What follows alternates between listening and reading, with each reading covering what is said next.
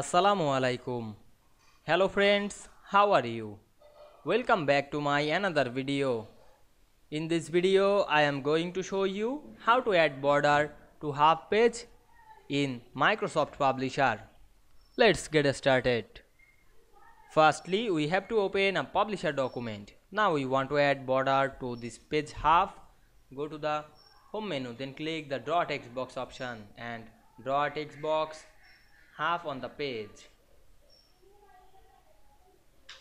Now we can see we draw text box half, then click the text box and go to the shape format menu, then click shape outline option and choose any color outline. Now I select the red color outline. Again go back this option and change the white.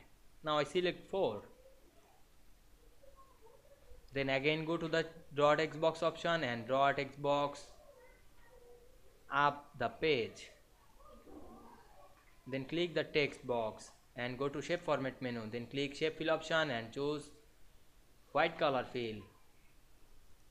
Then set the text box, zoom this document, then set the text box. Now we can see we add half border to this page very easily. I hope you enjoyed the video. Please like, comment, share and subscribe my channel. Thanks for watching.